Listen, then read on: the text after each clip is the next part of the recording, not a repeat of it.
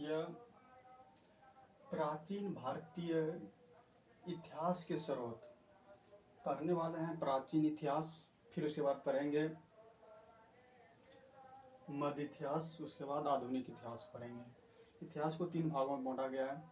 तो हम लोग पहले प्राचीन इतिहास से शुरू करेंगे। पहला इसमें है बेसिक, शुरू से पढ़ेंगे, और इसमें वेद है। यहाँ से काफ़ी क्वेश्चन बनते हैं, चाहे कोई भी एग्जाम, कॉम्पिटिटिव एग्जाम हो। यहाँ से प्रश्न आपको 1 या 2, 3 प्रश्न देखने को जरूर मिलेगा। इसलिए मैं यह सारा पॉइंट आप लोग जो देख रहे हैं, यह लुसेंट बुक का ही है। कई बच्चे लुसेंट बुक तो खरीद लेते हैं, लेकिन उसको पढ़ने के सही ढंग नहीं जान पाते हैं। लुसेंट बुक तो सब खरीद लेते हैं, लेकिन पढ़ने के लिए उसमें माइंड चाहिए, माइंड सेट, क्योंकि थ्योरी का बुक है। थ्योरी की बुक को पढ़ने के लिए आपको क्या पढ़ना है और उसमें क्या छोड़ना है, यह आप पर निर्भर करता है। मैं उसी के उद्देश्य से इस वीडियो में सिर्फ उस पॉइंट पर फोकस करूंगा जो कि हर बार एग्जाम में पूछा जाता है। तो शुरू करते हैं इस वीडियो को। देखिए, इसका स्रोत मुख्यतः प्राचीन इतिहास, मतलब इतिहास का स्रोत मुख्यतः 4 स्रोतों से प्राप्त होती है। पहला धर्म ग्रंथ, दूसरा ऐतिहासिक ग्रंथ, तीसरा विदेशियों का विवरण, चौथा पुरातत्व संबंधित साक्ष्य। धर्म ग्रंथ हो गया जैसे कि ऋग्वेद, सामवेद, महाभारत, ये सब हो गया। ऐतिहासिक स्रोत से खोजा गया हड़प्पा सभ्यता, इसलिए हो गया। विदेशियों का विवरण जैसे कि हैंसोंग आया, स्टिंग आया भारत, वो सब अपने पुस्तक लिखा। और आता है पुरातत्व संबंधित। पुरातत्व संबंधित हो जाता है जैसे हड़प्पा की खोज, पुराना चीज खोजा गया जो कि बहुत पुराना चीज हो, उससे संबंधित। तो हम लोग आज पहले पढ़ेंगे धर्म ग्रंथ एवं ऐतिहासिक ग्रंथ से मिलने वाली महत्वपूर्ण जानकारियाँ। आज हम लोग खास करके धर्म ग्रंथ के बारे में पढ़ेंगे। तो धर्म ग्रंथ के बारे में यह है कि भारत का सर्वप्रथम या भारत का सर्वप्राचीन धर्म ग्रंथ वेद है।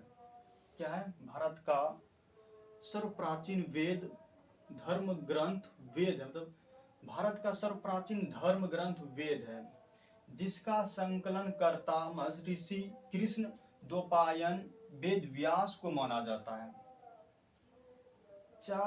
वेद 4 है, जो कि ऋग्वेद है, यजुर्वेद है, सामवेद है और अथर्ववेद है।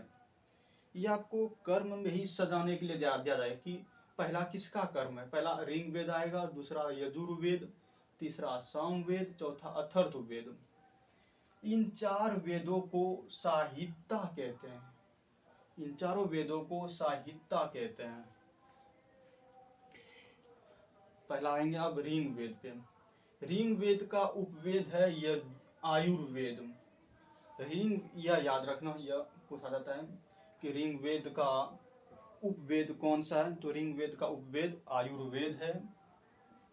तो यहाँ ऋग्वेद में इसमें 10 मंडल है। ऋग्वेद में 10 मंडल, 1028 सूक्त है एवं 10,462 ऋचाएं हैं।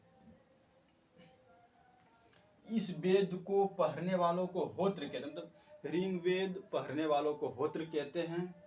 यह हल्का सा VVI है, यह इम्पोर्टेंट है क्योंकि पूछा जाएगा कि ऋग्वेद को पढ़ने वालों को क्या कहते हैं। तो इसको पढ़ने वालों को होत्र कहते हैं। अब इधर आते हैं। इसके तीसरे मंडल में विश्वामित्र द्वारा रचित गायत्री मंत्र का उल्लेख है, जो कि सूर्य देवता सावित्री को संपर्वित करता है। ऋग्वेद के तीसरे मंडल में गायत्री मंत्र का उल्लेख है, जो कि सूर्य देवता को संपर्वित करते हैं। वहीं पे 9वें मंडल देवता सोम का उल्लेख, मतलब 9वें मंडल में सोम देवता का उल्लेख मिलता है।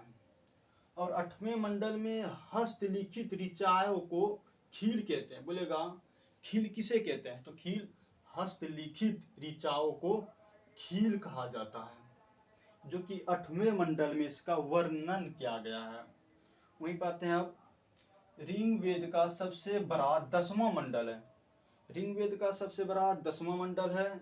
इसमें नंदी स्वस्ति मतलब नदियों की विशेषता बताया गया है। पुरुष सूक्त, पुरुषों के बारे में बताया गया है। सूर्य सूक्त आदि का इसमें वर्णन मिलता है 10वें मंडल में। और इसमें गाय को अधन्य कहा गया है। तो ऋग्वेद में गाय को अधन्य कहा गया है। अधन्य का अर्थ है कि नहीं मारे जाने वाले पशु। ऋग्वेद में गाय को कहा गया है नहीं मारे जाने वाले पशु, गाय को बोला जाता है, इसलिए उसके लिए अधन्य शब्द का प्रयोग किया गया है। यहीं पे आते हैं, इसमें ब्रह्मा का उल्लेख है लेकिन आत्मा का नहीं। बोलेगा कि इसमें ब्रह्मा का उल्लेख है लेकिन आत्मा का नहीं। तो ऋग्वेद में ब्रह्मा का उल्लेख है लेकिन आत्मा का उल्लेख उसमें नहीं किया गया है। अब उसी का दूसरा पॉइंट देखें। ऋग्वेद में इसमें इंद्र के लिए 250 तथा अग्नि के लिए 200 ऋचाओं की रचना की गई है। ऋग्वेद में इंद्र के लिए सबसे अधिक इंद्र के लिए जो कि 250 ऋचाओं का वर्णन किया गया है और अग्नि के लिए 200। ऋग्वेद के बाद शतपथ ब्राह्मण का स्थान है। ऋग्वेद के बाद शतपथ ब्राह्मण का स्थान है। ऋग्वेद के बाद शतपथ ब्राह्मण का स्थान है। अब इधर आइए, ये भी पॉइंट है जो कि काफी इंपॉर्टेंट है। ऋग्वेद खत्म हो गया है, अब आते हैं यजुर्वेद पर। यजुर्वेद का उपवेद है धनुर्वेद। पूछ देगा यजुर्वेद का उपवेद कौन सा है, तो हो जाएगा धनुर्वेद। ये इंपॉर्टेंट है, इसको याद ही करना है कि यजुर्वेद का उपवेद धनुर्वेद। ऋग्वेद का उपवेद होता है आयुर्वेद। तो इसे पढ़ने वालों को अर्धयु कहते हैं। यजुर्वेद को पढ़ने वालों को अर्धयु कहते हैं। इसमें बलिदान विधि का वर्ण है। यजुर्वेद में बलिदान विधि का वर्ण है। यह एक ऐसा वेद है जिसमें गद्य एवं पद दोनों का वर्णन है। यजुर्वेद में गद्य एवं पद दोनों का वर्णन किया गया है। अब तीसरा आते हैं, इस सब में छोटा छोटा पॉइंट बनता है, बेसी नहीं बनता है। सामवेद, बेसी तो ऋग्वेद से ही पूछा जाता है अधिकतर। अब आते हैं तीसरा सामवेद। सामवेद का उपवेद है गंधर्ववेद। सामवेद का उपवेद है गंधर्ववेद। इसका हो जाएगा उपवेद गंधर्ववेद है। साम का शाब्दिक अर्थ है गान। साम का शाब्दिक अर्थ है गान। क्या है? गान। इसे पढ़ने वालों को उदार्थ कहते हैं। मतलब सामवेद को पढ़ने वालों को उदार्थ कहते हैं। क्या कहते हैं? उदार्थ। इसे भारतीय संगीत का जनक भी कहा जाता है। सामवेद को भारतीय संगीत का जनक कहा जाता है। सामवेद संगीत से ही संबंधित है। अब चौथा आते हैं अथर्ववेद। अथर्ववेद का उपवेद है शिल्पवेद। क्या है? शिल्पवेद। अथर्ववेद को पढ़ने वालों को ब्रह्मवेद कहा जाता है। इसमें धर्म, अर्थ, काम, मोक्ष सभी अंगों का वर्णन मिलता है। बोलेगा धर्म, अर्थ, काम, मोक्ष का वर्ण किस वेद में मिलता है? आपको 4 ऑप्शन दे देगा, जो कि एक अथर्ववेद भी रहेगा। तो राइट आंसर अथर्ववेद होगा। अब आते हैं, इसमें सभा एवं समिति को प्रजापति की 2 पुत्रियां बताई गई है। अथर्ववेद में सभा एवं समिति को प्रजापति की 2 पुत्रियां बताया गया है। और इसमें जादू टोना का भी वर्ण है अथर्ववेद में। ये नोट है, देखिए। बोले सबसे प्राचीन वेद ऋग्वेद है। सबसे प्राचीन वेद ऋग्वेद है एवं सबसे बाद का वेद अथर्ववेद है। तो यहाँ तक आप लोग को कंप्लीट हो चुका होगा। यह सब काफ़ी इम्पोर्टेंट पॉइंट है। यह सब एग्जाम की दृष्टि से या आपके बुक के हिसाब से, जो कि लूसेंट बुक थ्योरी है, उसके हिसाब से ये सब काफ़ी इम्पोर्टेंट है। और आप लोग भी बुक को अब पढ़िएगा तो इन सब पॉइंट को हाईलाइट कर दीजिएगा, जो कि आप लोग को भी आसान होगा। अब यहाँ पे आते हैं, जो बताए हम ऋग्वेद का उपवेद अथर्ववेद। देखिए इसे क्वेश्चन कैसे बनता है। इसे क्वेश्चन ऐसे बनता है, जैसे कि आपको इधर दे देगा ए नंबर दे देगा, बी ऋग्वेद देगा, यजुर्वेद, सी में देगा सामवेद, डी में दे देगा अथर्ववेद। अब आपको इधर दे देगा 1 नंबर से कुछ भी दे सकता है, जैसे कि दे देगा धनुर्वेद दे दिया, धनुर्वेद। दूसरा में दे दिया गंधर्ववेद,